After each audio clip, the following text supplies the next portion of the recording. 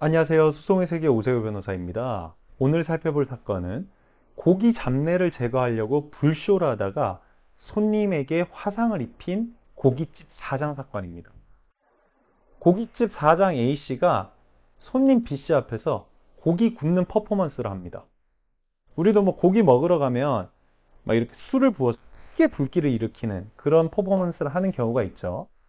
그래서 이 사장 A씨는 고기 잡내도 제거할 겸 그리고 또 볼거리도 제공할 겸 그 솥뚜껑에 증류주를 부어서 손님 앞에서 불쇼를 했습니다.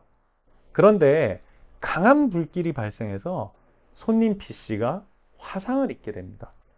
손님은 얼굴과 몸에 화상을 입어서 전치 16주라는 진단을 받게 됩니다. 그러자 검사는 이 고깃집 사장 A씨를 업무상 과실치상죄로 기소를 합니다. 이에 대해서 법원은 유죄 판결을 하면서 징역이 아닌 금고 6개월에 집행유예 1년을 선고합니다. 금고와 징역의 가장 큰 차이점은 징역은 교도소에 구금된 채로 일과 시간 동안 노역을 하는 겁니다. 근데 금고는 노역을 하지 않고 그냥 구금만 되는 겁니다. 그리고 이제 집행유예는 여러분 아시다시피 비록 징역이나 금고를 선고하더라도 당장 집행하지 않고 유예를 하는 겁니다.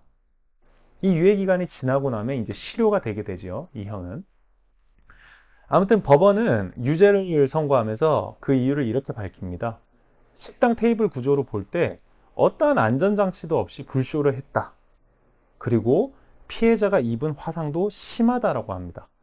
하지만 그럼에도 불구하고 피고인에게, 가해자에게 유리한 사정으로 보험사를 통해서 피해자에게 치료비를 지급해 왔다. 그리고 범죄 전력도 없다라고 하면서 금고와 집행유예를 선고를 합니다. 우리가 형사사건에서 그 형을 정하는 것을 양형이라고 하는데요. 양형을 정할 때는 그 불리한 사정과 유리한 사정을 모두 고려를 합니다. 그걸 이제 정상관계라고 하는데요.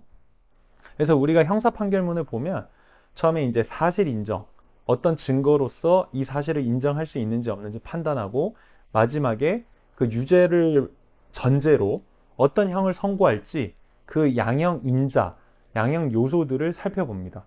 그래서 불리한 거는 어떠어떠한 것이다. 이 사건에서는 그거죠. 뭐 안전장치 없이 불쇼를 했고 화상이 너무 심하다, 피해가. 그런데 또 유리한 사정도 살펴봅니다. 그럼에도 불구하고 초범이고 반성하고 있고 합의를 했고 피해자가 가해자에 대해서 처벌을 원치 않고 그리고 뭐 치료비를 지급하는 등 피해 회복을 했는지 여부 등 이런 것들이 유리한 사정이 될 수 있습니다. 이런 것들을 이제 종합해서 판사가 형을 결정하는 겁니다. 소송의 세계 오세호 변호사입니다. 감사합니다.